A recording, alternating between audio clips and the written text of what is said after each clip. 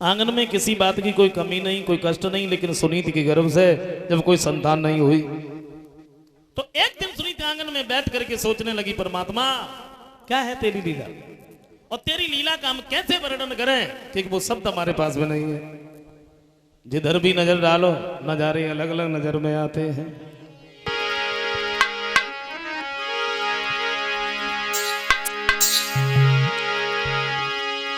तो करे किसी वृक्ष पर फल लटके और काऊ के ऊपर लगी परी, और कहीं ऊंचे टीले चमक रहे, कहीं मेल घूम कर पार करी।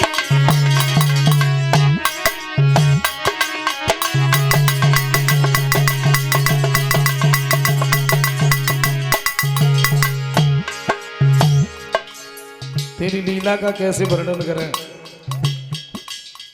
जिधर भी नजर डालो नजारे अलग अलग। एक वृक्ष की तरफ देखो तो उस पर फल लटक रहे हैं, दूसरे की तरफ देखो तो उस पर फरी है, तीसरे की तरफ देखो न फल है न फरी है। एक की डाली अगर सूखी है तो दूसरे की हरी है। अरे किन शब्दों से कहे तेरी कैसी कारीगरी है।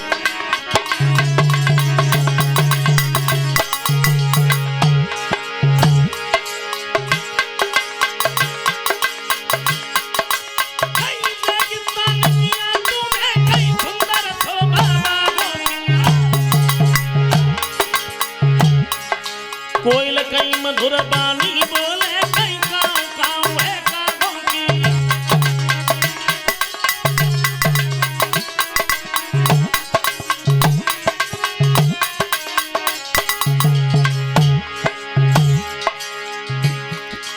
कोई गुजर करे है छप्पर में, कहीं महल खड़े संगमरमर के।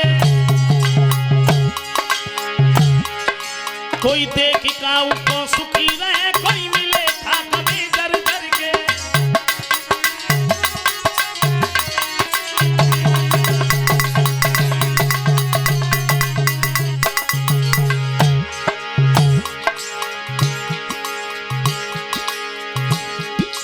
बगुले को श्वेत बना डाला,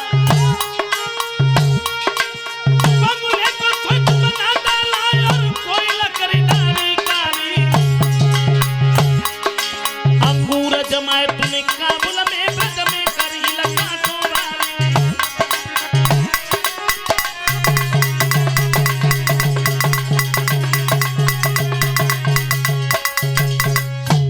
कैसे कहे तेरी लीला का वर्णन कैसे करें, और हो ही नहीं सकता कि परमात्मा ने दुनिया ही ऐसी बनाई है।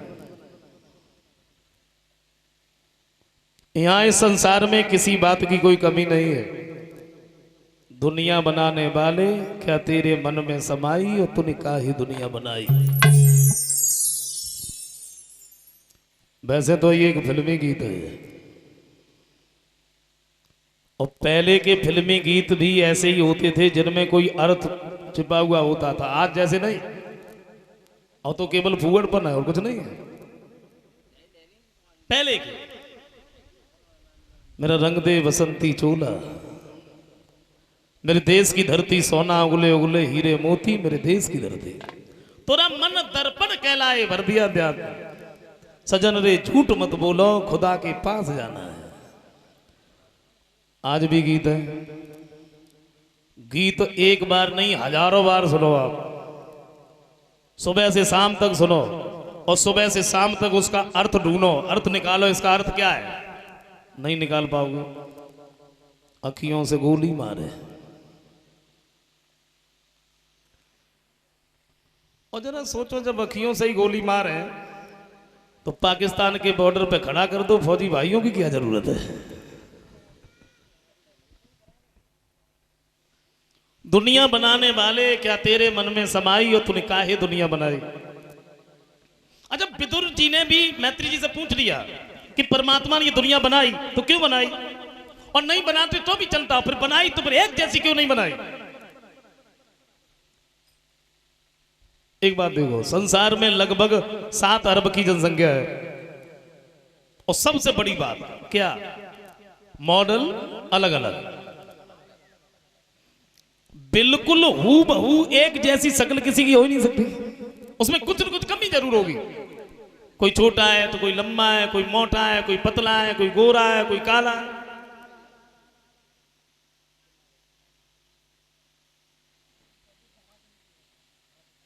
एक चीज और देखो,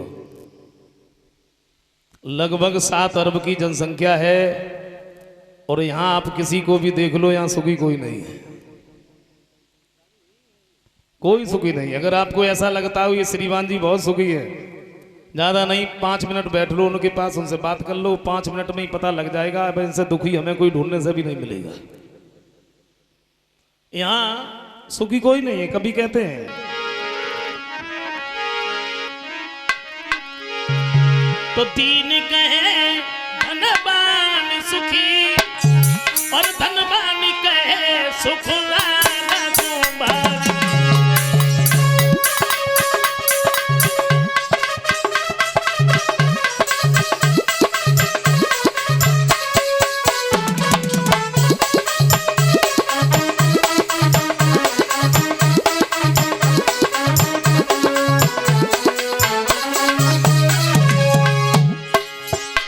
कभी कहते यहाँ सुखी तो कोई है नहीं।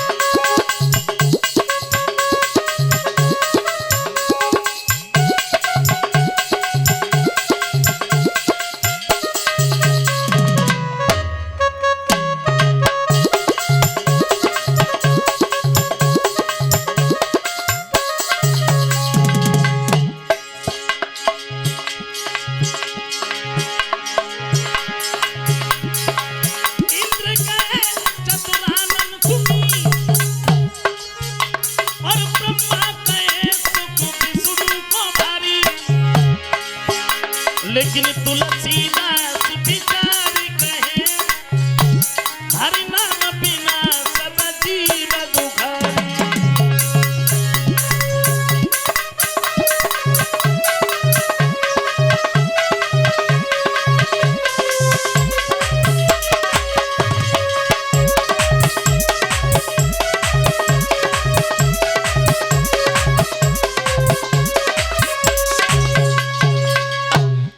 सुखी तो कोई है नहीं,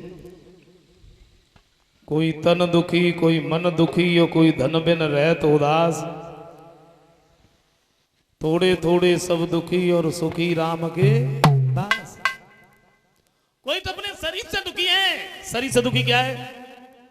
देखा होगा बहुत सारा धन भरा है घर में, बैंक में बैलेंस है, गाड़ियां हैं, बंगले हैं, नौकर है, और श्रीमान जी अगर कहीं मिल गए, आपने पूछ लिया भाई खाने में क्या लेते हो? बोले कुछ नहीं। कुछ नहीं मतलब? अरे कुछ तो लेते होगे। बोले मूंग की दाल बिना चुपरी रोटी। घी क्यों नहीं खाते? कैसे खाएं? डॉक्टर ने मना कर दिया है, घी खाओगे तो ब्लड प्रेशर हाई हो जाएगा। हम नहीं जानते। और कोई अपने मन से दुखी है। यहां सुखी कोई है नहीं।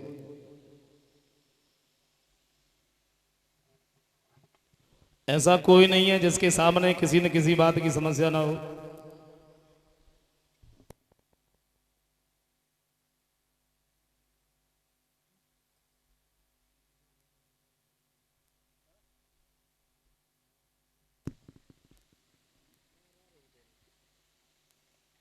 समस्या ना हो। कोई सोच रहा है क्या करें, सुबह से शाम तक बड़ी मेहनत मजदूरी करता हूं, लेकिन समस्या है कि धन इकट्ठा नहीं हो पा रहा। कोई सोच रहा है बहुत सारा धन भरा है घर में, लेकिन बड़ी समस्या है, उसे कोई खर्च करने वाला ही नहीं है। कहीं समझाई बहनी मेरी प्यारी, और मेरे सैया को तेज के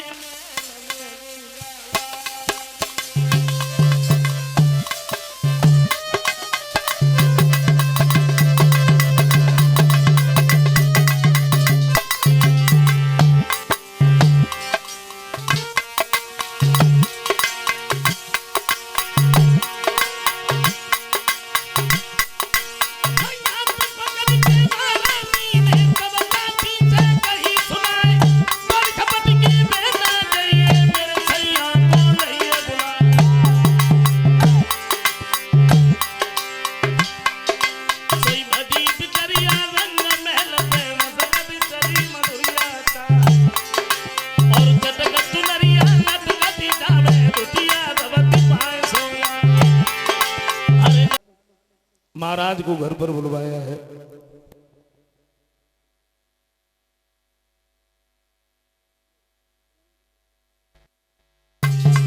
महाराज उत्तान पाठ समझाते मेरी रानी।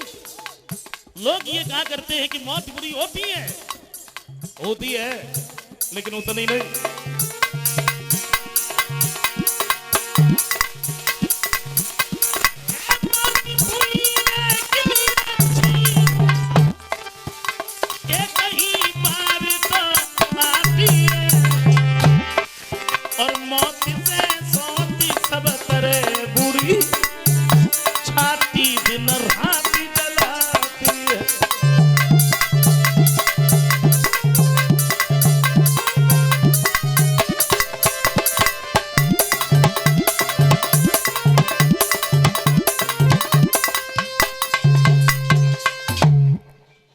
अगर हमने विवाह कर लिया, आज तुम जो रानी बन के रह रही ना, दासी बनने के लिए जगह नहीं मिलेगी। शादी करने के लिए तुम हमें बेवस न करो। महाराज उत्तान पाठ समझाते हैं लेकिन सुनीत ने कोई बात ही नहीं मानी है, अपनी जिद पर ही अड़ी रही। तो महाराज उत्तान पाठ को विवश होना पड़ा और ये सूरज के साथ में शादी करके लाए। सूरज अपनी इच्छा अनुसार चलने वाली थी, उसी के साथ। सुनीत ने जब ये सुना कि हमारे महाराज ने मेरी बात मान ली और वो शादी करके लाए, बड़ी प्रसन्न हुई। दासी को भेज दिया, तो हमारी बहन को लेके अंदर आओ। दासी जो थी सूरज के नजदीक पहुंची है, दोनों हाथ जोड़ के पहले तो प्रणाम किया, फिर एक बात कही, आप डोला से कदम नीचे रखो, तुम्हारी बड़ी बहन ने हमें भेजा है तुम्हें बुलाने के लिए। और बड़ी बहन का नाम सुना तुर के खड़ी हो गई। हे दासी, बड़ी बहन कौन? मेरी तो कोई बड़ी बहन है नहीं, तू किसे बता रही? बोली आप तो नाराज हो गई। महाराज उत्तान पाद की पहली विवाह था, तो इसका मतलब ये है कि घर में हमारी सौत है। बुला दीजिए मेरे महाराज को। उन्होंने मेरे साथ में इतना बड़ा छल किया, धोखा। उत्तान पाद साहब ने पहुंच गए, हमें बुलाया, तुम्हें बुलाया, तुम हमें केवल एक बात बताओ। क्या?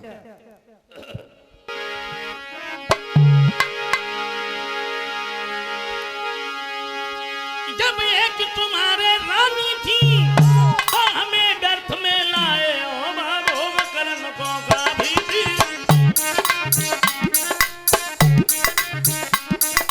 भोग करन को का भी थी, कोई बार धोखे में लाया।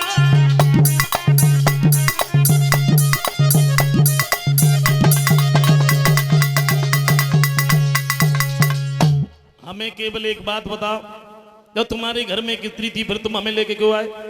और मुझे इस घर में नहीं रहना जिसमें हमारी सौत रह रही हो। खड़े खड़े चेहरा की तरफ मत देखो, मेरा डोला वापस करवा दीजिए, समझे?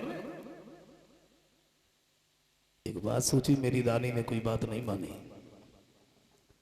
अब ये घर के अंदर नहीं जा रही, क्या करें? सुनीत ने सुना है हमारे महाराज शादी करके तो लाए, लेकिन वो महलों में नहीं आ रहे। तत्काल ही महलों से निकल करके सामने पहुंच गई सुरची के नजदीक। और एक बात की, देखो बहन, मैंने ही तो अपने पति का विवाह करवाया, और विवाह मैंने ये सोच के करवाया मेरे गर्भ से कोई संतान नहीं हुई, और तुम जब यहाँ रानी बन के रहोगे, मैं तो तुम्हारी दासी के समान है, तुम यहाँ रानी बन के रहोगे, तुम्हारे गर्भ से जो भी बालक होगा मैं तुम्हारे बच्चे को खिलाती रहूंगी, मैं तुम्हारे घर का काम करती रहूंगी, चलिए ना। जैसे ही इतने शब्द सुने, सुरची कहती है महाराज पहली बात तो ये है कि मैं इससे कोई बात ही करना नहीं चाहती, और दूसरी बात ये है, ये कह रही है हम तुम्हारे बच्चे को खिलाएंगे। क्या ऐसा हो सकता है ये हमारे बच्चे को खिला?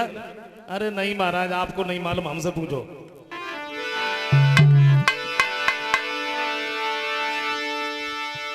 तो सुन लो राजन तुम कान खोले, और ये कुलवंती क्या कहती है, बूढ़ी बिल्ली भगतिन बन की सचरिया घर में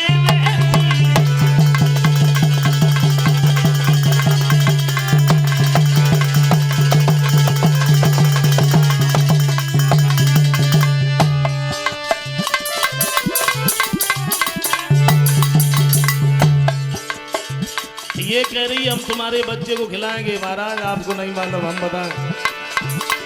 बोली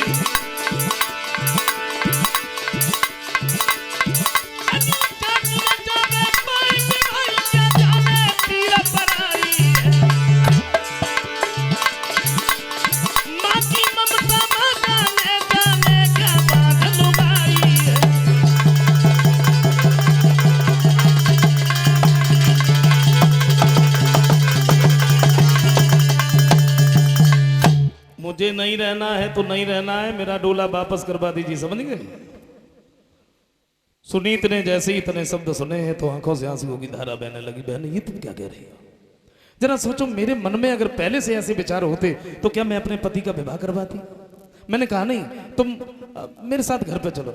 सुरती कहती है महाराज कितनी बार गए, नहीं जाना है ना तो नहीं जाना है, और कान खोल के सुन लो, एक बार नहीं।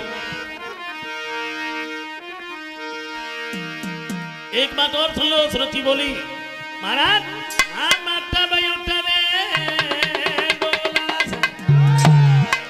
पहली जा धोती को दे होलिकारी, हम तब घुसे घर में पहले, एदी सोती को दे होलिकारी, हम तब उतरे डोला से पहले।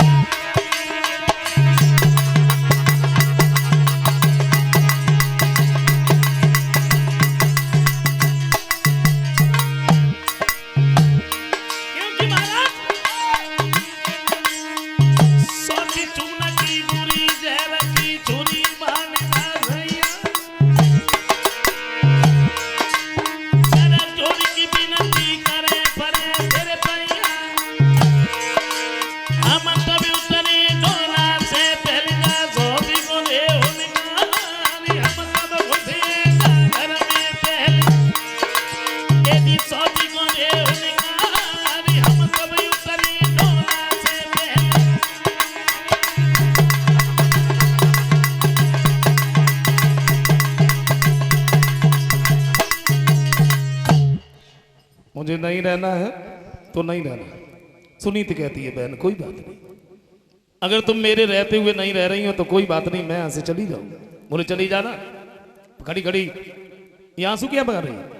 इन आंसुओं का मुझे कोई दुख नहीं है, तुम मेरे खानदान की नहीं है। जा रही है तो चली जा, और रहना है ना तो महलों में नहीं, गांव के बाहर तेरी एक झोपड़ी डलवा दी जाएगी, उसी में एक चक्की रखवा दी जाएगी। सारे दिन तू काम कर, एक शेर जो तुझे मिलेंगे, अपने हाथों से पीस, रोटियां बना, नमक के साथ में खा, तो मैं रह सकती, वरना डोला वापस। बोली कोई बात नहीं, मेरी किस्मत में अगर यही लिखा है तो उसे कोई नहीं टाल सकता।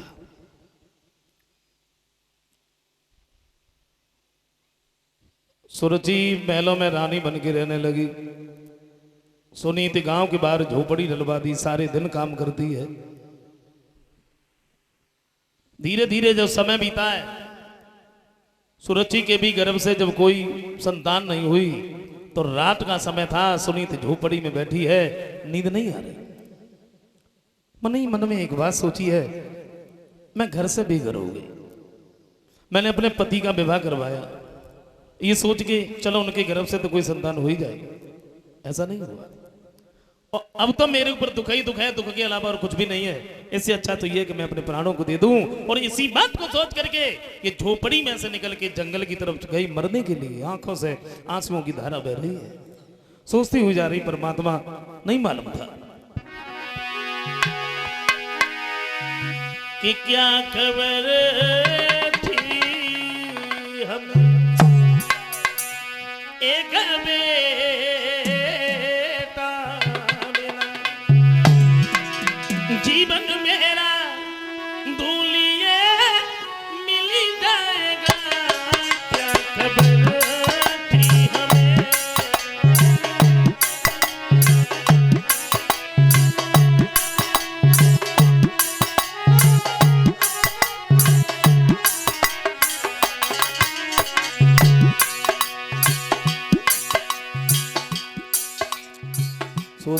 रही परमात्मा, नहीं मालूम था। पहला दुख तो गोदी खाली रही, दूसरा दुख पति की बाह छुटी गई, तीसरा दुख किस्मत कहाँ ले गई। इसी गम में मेरा दम निकल जाएगा, क्या खबर थी हमें एक ऐसा दिला, जीवन मेरा भूलिए मिल जाएगा, क्या खबर थी हमें।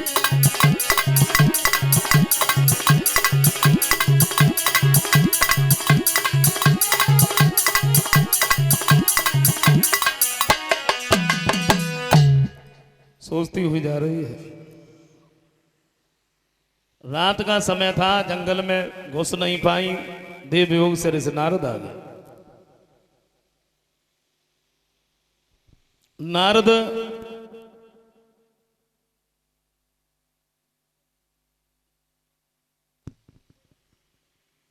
नारद ने जैसे ही देखा सामने पहुंच गए, बोले रात के समय अकेली जंगल में क्या करने आए, क्या नाम है तुम्हारा? कब? मेरा नाम सुनीत है और मैं यहां पर मरने के लिए आई। मरने के लिए? मरना क्यों चाहती हो?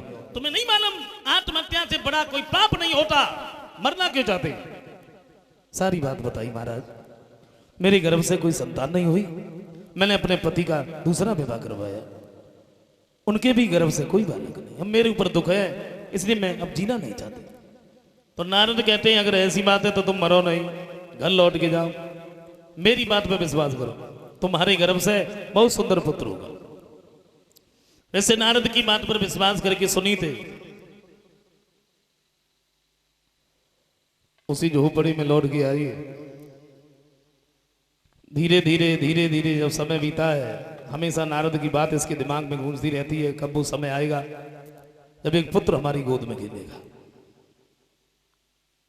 एक दिन महाराज उत्तानपाद ने सिपाहियों को साथ में लिया है और ये जंगल में शिकार खेलने के लिए गए। सारे दिन तो जंगल में रहे, शाम के समय जब ये लौट के आए हैं तो सुरुचि के दरवाजे पे पहुंचे। क्या देखा, दरवाजा तो बंद है। महाराज उत्तानपाद ने दरवाजा खटखटाया, रानी दरवाजा खोलो, लेकिन किसी ने आवाज ही नहीं दी। आवाज भी कौन देता? क्यों? क्योंकि रानी जो थी ना, के सोख नींद सोई गई रानी, अरे ना जाकी सुनी ना गंगा वाली है सुख।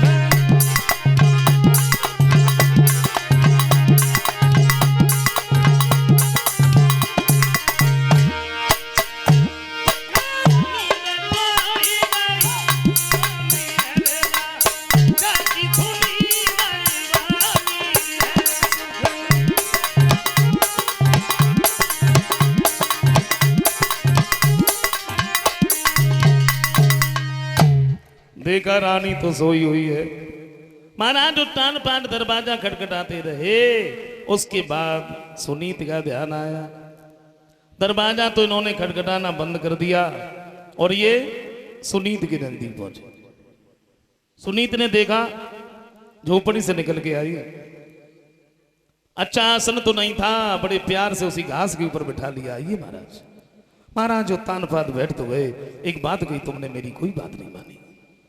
शादी करने के लिए तुम हमें विवश न करती तो आज ये दिन तुम्हें देखने के लिए नहीं मिलता।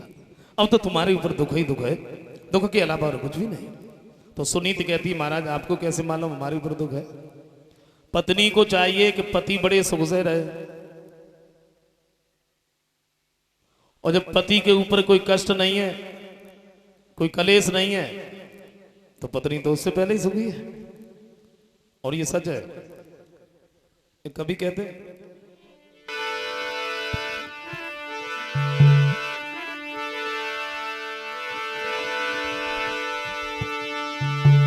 शुभ कर्म करने चाहिए शुभ गति के लिए,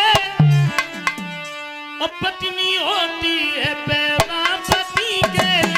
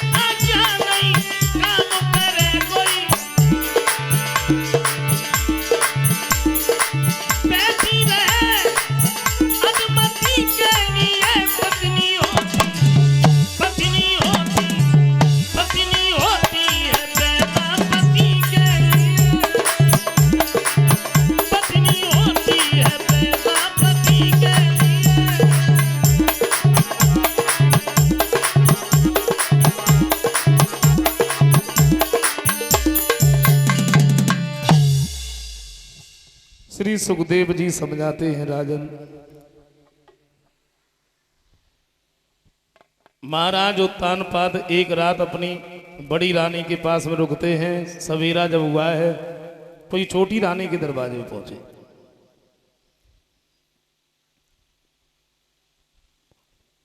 क्या देखा है कि रानी दरवाजे पर ही खड़ी है, अंदर घुसने के लिए हुए। सुरुचि ने रोक लिया, ठहरो महाराज, कहां जा रहे हो? उत्तानपाद कहते हैं बड़ी क्रोध में लगती है, क्या हुआ? बोली महाराज सारी रात कहां रहे? मैं तो शिकार खेलने गया था। बोले दिन की नहीं, मैं रात की बात कर रही हूं। मुझे मालूम है। क्या मालूम है? तो बोली अज्ञान बन रहे हैं।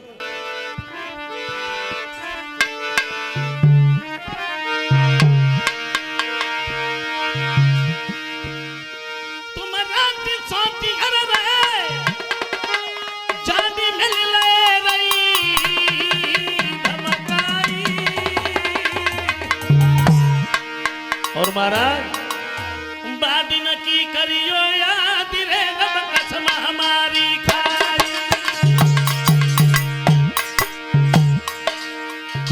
बड़ी जल्दी भूल गए।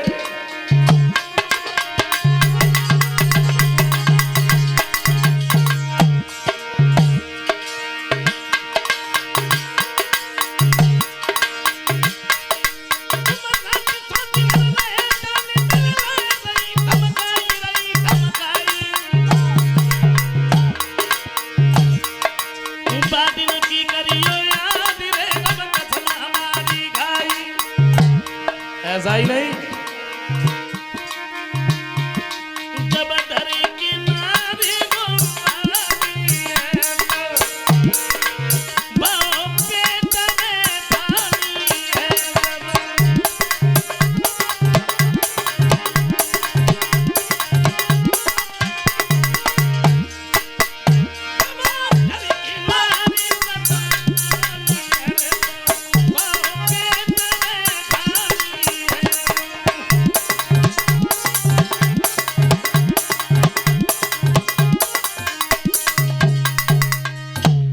पहले तो महाराज उत्तानपाद कुछ बोल ही नहीं पाए। फिर एक बात सोची, अगर दब गए तो और सिर पे सवार हुए। जवाब दिया है तूने उस रानी को घर से निकाल दिया, तेरे फिर भी चैन नहीं, तो मेरी तलवार ले जाओ, उसे मार क्यों नहीं देती? सुरुचि बोली महाराज मैंने तो ये सोचा कि आप, चलो कोई बात नहीं, जाना भी नहीं। अंदर लेके गई। धीरे धीरे जब समय बीता है, श्री सुखदेव जी समझाते हैं भगवान की ऐसी लीला हुई है जो दोनों रानियां गर्भ धारण करती है। वैसे रानी तो दोनों थी, एक ही पति की दोनों पत्नियां थी, लेकिन दोनों रानियों में बहुत बड़ा फर्क, बहुत बड़ा अंतर।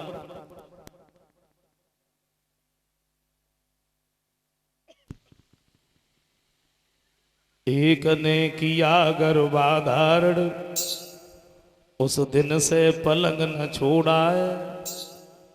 एक ने बराबर राज तलक खेतों का अनाज बटोरा है। बड़ी रानी ने जब गर्भ धारण किया तो नहीं उतना ही काम करना पड़ता जितना वो पहले करती थी। छोटी रानी ने जब गर्भ धारण किया, पलंग से नीचे पैर नहीं रखा। दोनों घर में बच्चे पैदा हुए। घर रानियों में फर्क था, लेकिन बच्चों में भी फर्क, बच्चों में भी अंतर। कैसा? एक राजकुमार कैलाई के तलने में पाला जाता है, एक दुखिया दुलारी सुलाई में पत्तन पे डाला जाता है।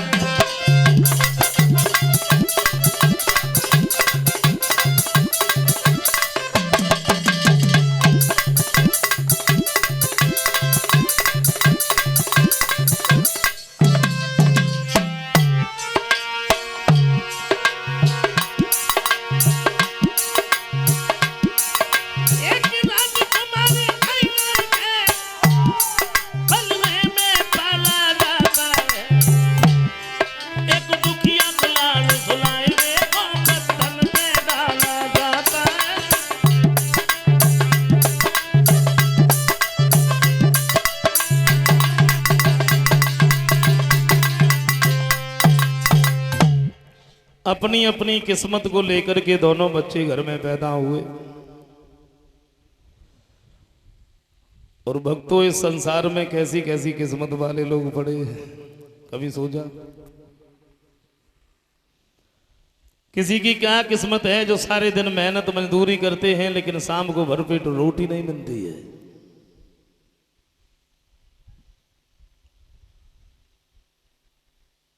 किसी की क्या किस्मत है जिनके सामने रोटियां रखी हुई हैं उन्हें खाने की फुर्सत नहीं मिलती है। किसी की क्या किस्मत है जो सारे दिन काम करते हैं लेकिन रात को फुटपाथ पर लेटने के लिए जगह नहीं है। और किसी की क्या किस्मत है जो एसी रूम में डनलप के गद्दों पर लेटे, उन्हें नींद ही नहीं है, नींद नहीं आती। ये किस्मत कर्मों से बनती है। वैसे कुछ लोग बैठे रहते हैं भाग्य, सुना होगा ना, कोई ये कहता है मेरे भाग्य में होगा सो हमें मिलेगा, और जिसको मिला नहीं वो ये कहते हैं मेरे भाग्य में था ही नहीं जो मिला ही नहीं। ये नहीं कहेंगे कि हमने कुछ किया ही नहीं तो हमें मिला ही नहीं। ये भाग्य माने कुछ नहीं है। हमारा आज का अच्छा कर्मी कल का सौभाग्य है और हमारा आज का बुरा कर्मी कल का दुर्भाग्य। ये भाग्य कुछ नहीं होता। और भाग्य अगर कुछ होता है तो कोई बात नहीं, प्रैक्टिकल कर लेना। गधा में से घर पे जाओ, एक कमरे में बंद हो जाओ, अंदर से ताला लगा दो, चाबी बाहर फेंक दो, आराम से बैठे बैठे कहो मेरे भाग्य में होगा तो मिलेगा। क्या ऐसा हो सकता है? नहीं।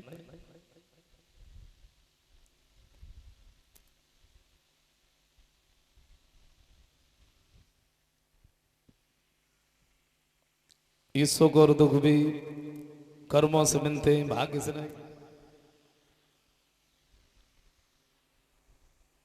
अच्छा, मीमांसा शास्त्र की अगर बात की जाए तो वो ये कहते हैं न कुछ सुख है न कुछ दुख है। ये सुख और दुख कुछ है ही नहीं। क्या है? बोले केवल मन की कल्पना है। मन ने अगर मान लिया सुख है तो सुख है, और मन ने अगर मान लिया दुख है तो दुख है, और न कुछ दुख है न कुछ सुख है। ये कुछ होता ही नहीं। मन के हारे हार है और मन के जीते जीत, और मन ही मिलावत राम सो मन ही करत भजी। ये मन है ना, बड़ा चंचल है और हमारी सारी इंद्रियों पर कब्जा किए बैठा अकेला मन। हाँ, मन अगर आंखों के साथ में नहीं है तो हम देख नहीं सकते। मन अगर हमारे कानों के साथ में नहीं है तो हम सुन नहीं सकते। हो जाता ना, देख 4 लोग बैठे बातें कर रहे हैं, आप बैठे वहां जरूर हैं लेकिन आपका मन नहीं है, शरीर है, मन नहीं है, मन दूसरी जगह है। और आपके साथी ने कुछ बोल दिया, आपने सुना ही नहीं, फिर उससे पूछते भाई अभी कुछ कहा था तुमने? क्योंकि शरीर तो वहां है लेकिन आप मन तो था ही नहीं, सुना ही नहीं पाए। देखो, मन को जो चीज अच्छी लग गई वहां गई। आप कोई भजन सुन रहे हैं मोबाइल पर, या किसी की कथा देख रहे हैं, प्रवचन सुन रहे हैं, रात हो गई, नींद लगी है, लेकिन मन को वो चीज अच्छी लग रही है। अब आंखें नहीं चाहती कि मैं थोड़ी देर और इसको देखें, लेकिन मन चाहता है देखो थोड़ा और देखो। अगर ऐसे नहीं खुल रही, नींद लगी तो मुंह धो के आओ तब देखो। ये सारी इंद्रियों पर कब्जा किए बैठा है।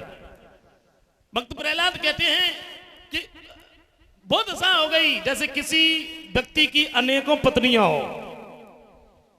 इसी तरीके से मन इस सुख और दुख मन की कल्पना है। उधर दोनों बच्चे घर में पैदा हुए।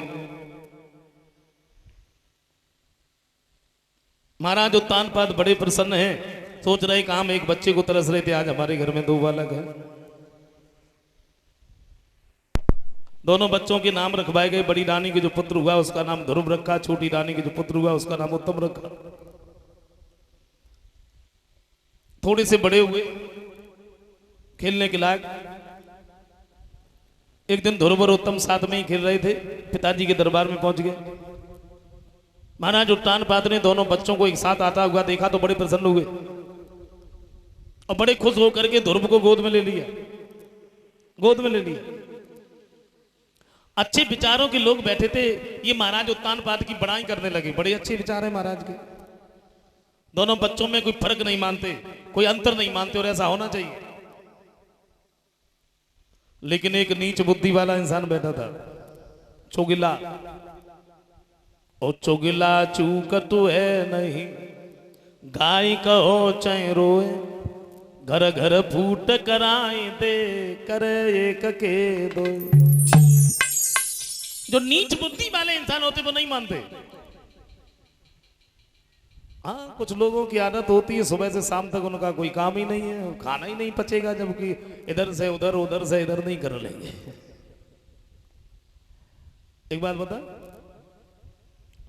लोग ये कहते हैं कि अपना दुख किसी से कह दो तो मन का बोझ हल्का हो जाता है, लेकिन मेरा तो ये कहना है अपना दुख किसी से मत रो, किसी से मत रो।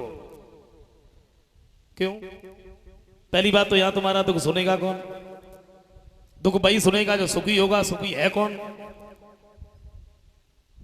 एक बात बताएं, देखो अगर अपना दुख किसी से रो रहे और वो नहीं चाहता कि आप अपना दुख रोए, देखा होगा कोई अगर हमेशा कोई व्यक्ति अपने घर या अपना दुख रोता रहता है हर किसी से, तो लोग उसको दूर से देखते ही टरक लेते, बोले वो आ रहा है दिमाग खराब करेगा वैसे ही है? अच्छा, आप अपना दुख रो रहे किसी के सामने बैठ के, वो तुम्हारे चेहरे की तरफ देख रहा है, क्यों देख रहा है मालूम? वो तुम्हारे चेहरे की तरफ इसलिए देख रहा है आप अपना दुख रोना बंद करें और हम अपना रोए, इसलिए देख रहा है। और फिर तुम दुख रो रहे हो और व्यक्ति जो जिसके सामने रो रहे हो वो तब तक बड़ा दुखी आपको दिखाई पड़ेगा, जब तक आप बैठे बड़ा दुखी दिखाई पड़ेगा, और जैसे ही आप उठे दूसरा बैठ गया बड़े खुश होकर उसे बताएगा, तो काहे का रोना भाई?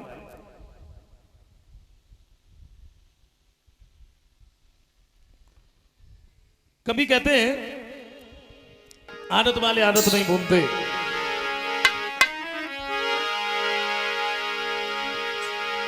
चुगिला से मन की बात करा, हर चुगिलो कब नहीं चूके वो, आक डाक कब होई न चंदन मलिया गिरा के पास लगे।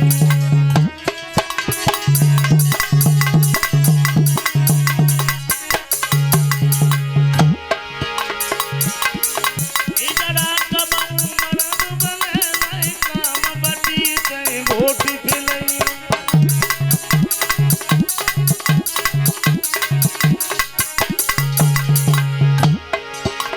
आदत वाले आदत नहीं भूलते। नीम के नीचे उठ करा, तब पत्ता ही पत्ता सूखे, और कुत्ता को कितनों समझाइयो लेकिन टांग उठाई के।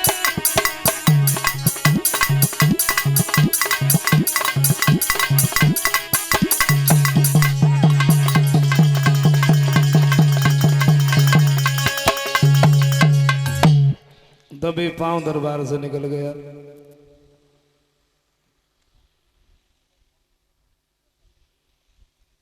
सुरजी के नजदीक पहुंचा है, जवाब दिया महारानी। कहिए। क्या कहें, तुम्हारा तो बहुत बड़ा अपमान हो रहा है। कहाँ? अरे हमसे तो देखा नहीं गया, मैं तो भागा भागा चला गया। कहाँ हो रहा है? बोलो दरबार में। तुम्हारा लड़का तो जमीन पर खड़ा है, तुम्हारे दासी का लड़का महाराज की गोद में बैठा है, हमसे नहीं देखा है। और जैसे ही इतने शब्द सुने तो सुरजी भागी, दरबार में पहुंच गई तो भाई देखा तुम जमीन पर ध्रुवगोद में, हाथ पकड़ करके जमीन पर खींच लिया, गाल पर एक तमाचा दिया। तू राजा की गोद में बैठने की चला है, लेकिन तू राजा की गोद में बैठने के लायक नहीं है। हाँ, तू राजा की गोद में बैठने लायक तब होता अगर तूने पूर्व जन्म में थोड़ा सा भजन किया होता, तो दासी के गर्भ से पैदा ना होके बल्कि हमारे गर्भ से जन्म लिया होता। कितनी बड़ी बात कह दी। भगवान के द्वारा तब तू मुझे पाता, वैसे नहीं। ध्रुव चेहरा की तरफ देखते रह गए। महाराज उत्तानपाद भी कुछ भी नहीं बोले। ध्रुव जो थे वहां से रोते हुए अपनी माता सुनीति के नजदीक पहुंचे। सुनीति ने जैसी ध्रुव को रोता देखा, गोद में उठा लिया। मेरे लाल, भगवान ने रोने के लिए मुझे ही बनाया, मैं तुम्हारी आंखों में आंसू नहीं देख सकती। क्या हुआ? किसने मारा?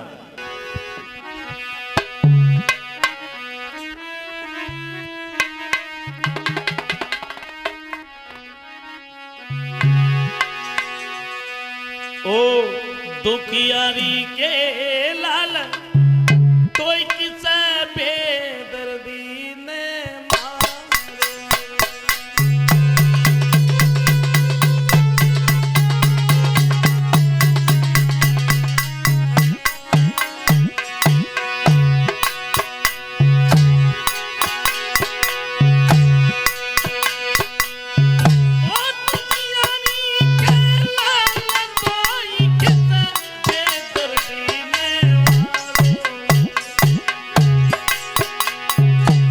मुझने पूतनी के सपूत तू मेरी आँख न तो तारो।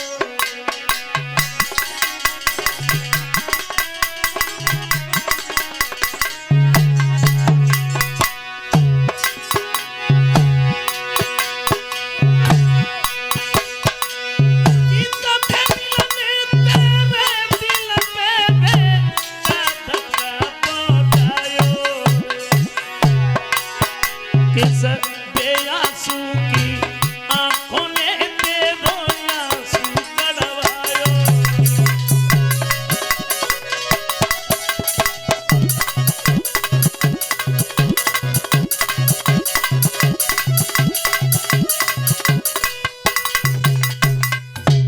तुम्हारी आंखों में आंसू कैसे? तुम हमें बताओ। ध्रुव कहते हैं, मेरी भैया, मैं और उत्तम भैया पिताजी के दरबार में खेलने के लिए गए। पिताजी ने तो मुझे गोद में ले लिया। मौसी पता नहीं कहां से भागती हुई चली आई, उन्होंने मेरी गाल पर एक तमाचा दिया। सुनीति कहती, बेटा मैं तो ये समझ रही थी कोई और बात है, अपने मार दिया तो क्या हुआ? अपने ही तो है। ध्रुव बोले, भैया अपने हैं इसलिए तो कुछ ज्यादा लग रही है, और सच है। पिटता हूं, और जब अपनों से पिटता हूं तो चीख तो निकल ही जाती, गैर हो तो वो तो एक अलग बात है।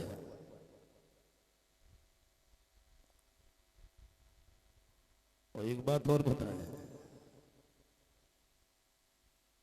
खैर समय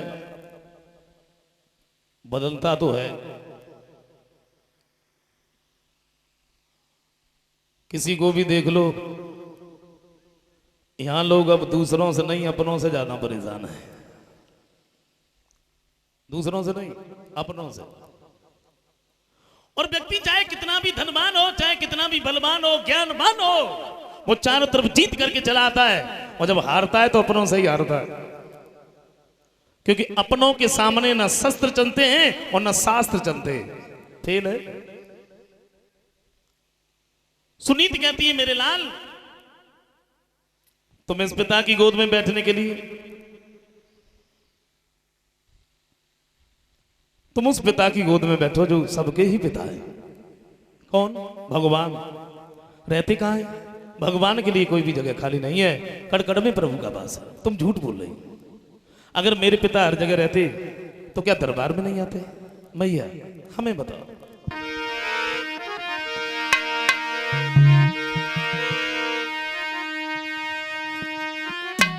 अरे मैया पूछूं तो ही बताई दे मोई पिता का बाओ।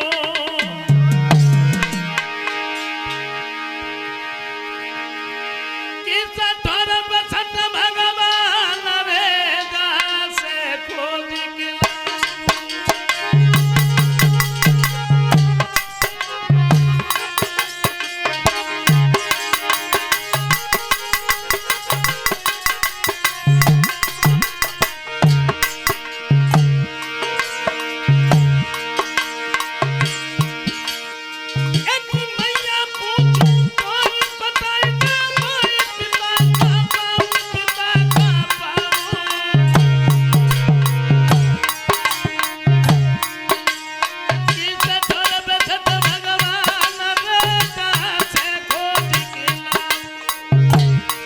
बेटा हम कैसे समझें? सुन बेटा नाना न कोई नया का मतलब, अरे तोरा बसत भगवान के भेद बताऊं।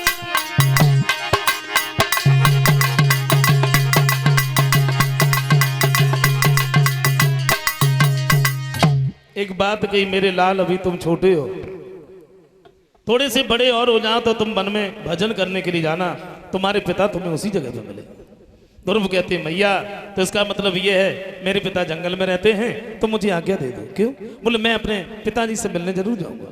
सोचा ही हमने इसे क्या बता दिया, ये नहीं मानेगा। बात को बदल करके एक बात की, बेटा ये बातें छोड़ो, ये बातें हम और तुम बाद में भी करते रहेंगे। सुबह से तुमने भोजन नहीं किया, मैंने भी नहीं किया। तो मैया बोली रोटी खाए ले और मैं दही मांग के लाती हूँ, तेरे पीछे और लाला मैं भूख से तड़पी जाती हूँ। भोजन कर लो। ध्रुव कहते मेरी मैया स्वर्ग का द्वार दिखा करके अब तुम हमें नरक की तरफ खींच रही हो। अपनी माता के पैर छू करके ध्रुव वहां से जंगल की तरफ बढ़ गए। सुनी तो बैठी की बैठी रह गई। महाराज उत्तानपाद को खबर दी है कि ध्रुव तपस्या करने के लिए जंगल में जा रहे हैं।